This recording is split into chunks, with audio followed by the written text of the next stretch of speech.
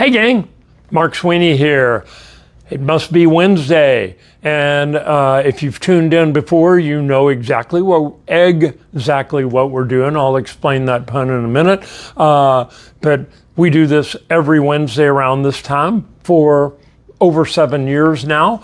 We try to scour the latest in dental and medical literature, looking for things that'll help you live a healthier, more exciting life. We always have a theme, and our theme for the month of July was things are heating up.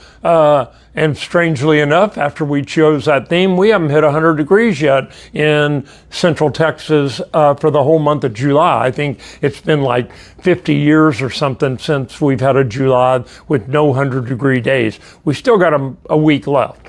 And we will not be doing Wisdom Wednesday next week because I'm traveling. So this will be the last one of July. So in 2 weeks, I'll introduce our theme for August. So today, we're going to talk about eggs, which is why I said you'll know exactly what I'm talking about. And so we're going to talk about a study that came from Down Under. And I couldn't think of a stupid pun to tie eggs and Down Under. There was a review in Las Vegas years ago called The Thunder from Down Under, but that had to do with male dancers, nothing to do with eggs. So we're just going to skip that pun opportunity and go straight to the University of South Australia, Down Under, mate. And so these researchers at the University of South Australia studied eggs. They wanted to get exactly to the problem. When 40 years ago, growing up, my dad continually, the last 20 years of his life, got told by his doctor that his cholesterol was high. Back in the 60s, that was a big deal. They thought that cholesterol was directly linked and a causative agent of heart disease, of the plaques building up in your heart. In the last 40, 50 years, they have found that they were a little misguided, and there are other things that they just didn't know about back in the 60s that contribute actually more than high cholesterol to directly to heart problems. And they also found there are two different types of cholesterol. There is HDL, or high-density lipoprotein, and there is LDL, which is low-density lipoprotein. And the LDL is what is labeled the bad cholesterol. You want it under the number 70 in your blood panels every time you get a physical. Mine hovers around 68, 69. So the HDL, the high density, actually can be good, but you don't want it. And the total number between the two numbers should not be over like 220. Ideal range between 180 and 220. So there's your little science physiology lesson for the day. But these researchers in Australia wanted to study the effects of egg consumption on LDL. And they thought that they wanted to see two different things, cholesterol and saturated fats. Now, saturated fats are things like butter.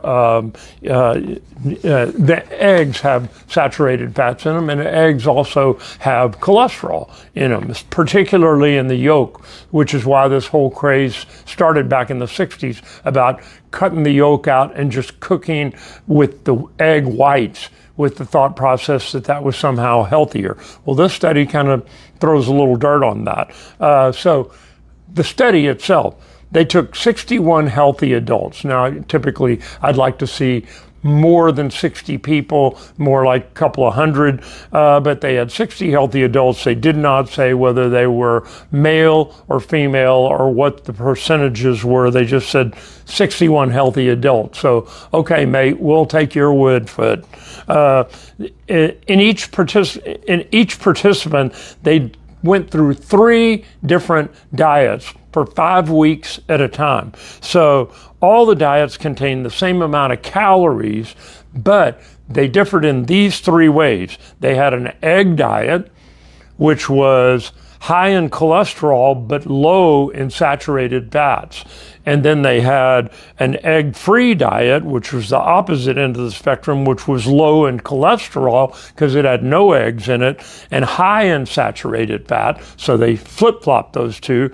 And then they had a control diet, which had a little bit of cholesterol and saturated fat, and some eggs that amounted to about 1 egg per day. So there were the three: high cholesterol and low unsaturated fats, high unsaturated fats and low cholesterol, and then a pretty normal diet that did include eggs. So they found only the major thing in the study was the egg diet significantly lowered the LDL cholesterol. The other two, no statistical change. But the egg diet was the only one that lowered the LDL, and they weren't separating the egg whites from the yolks. They're talking about the whole egg. So they found that it wasn't anything to do with the cholesterol. The two diets that had higher cholesterol and lower or high cholesterol, and the control diet had high unsaturated fats too. They found that the ones that had across the board, the saturated fats seemed to be the more heavy predictor of the effect on the LDL. The more saturated fats in the diet, the higher the cholesterol tended to be, and the higher the LDL tended to be. So their impacts are that eggs are not such a bad thing. They actually found another thing, just kind of anecdotally, that the egg diet, the first one where they got high cholesterol and low saturated fats, that the egg yolk diet, the egg yolks actually have carotenoids, which are the same chemicals that you find in carrots that make that orange color. But they found that egg yolks are heavy in carotenoids, and that they actually supported brain and eye health and helped them repair. They also had effects on inflammation in the body. So they found that people who consumed some egg yolks because of those carotenoids were actually healthier, and they found another strange thing, that these people that had the high egg diet also had a higher degree of incidental movement, which is just people kind of shifting and moving around instead of just sitting still. So interesting stuff. I think they'll have to do some follow-ups on that egg diet, but that's a interesting thing, that the saturated fats had more to do with your LDL than the cholesterol, which is quite different than what they thought 40 years ago. So my health tip for the week, this is an easy one. This is a segue, what we call a slam dunk. Eat your eggs, but it's not just any eggs. Not all eggs are prepared equally. If you like scrambled eggs, that's one thing. If you put a bunch of milk in it or sugar or other things, it could upset the apple cart a little bit. The worst they found was fried eggs, because you got to fry the eggs in either grease or oils. And those are going to have saturated fats in them. And so you're upsetting the balance there. So they found that the best way to prepare eggs is either poached or boiled, because with the boiled egg, you're leaving it in the shell and then you peel it off after it's been boiled, and you're getting nothing but egg there. You're not getting any saturated fats added to it. So the other thing they found is that the classic sides, especially here in the United States, is eggs and bacon or eggs and sausage. Well, you throw the bacon in, you throw the sausage in, and some hash browns, which are full of starch, and you're not necessarily getting what a nutritionist would consider a balanced meal. So watch the sides, but the eggs, I think after you heard this today, you'll know exactly what I mean about eggs are not so bad. I'll see you 2 weeks for another episode of Wisdom Wednesday.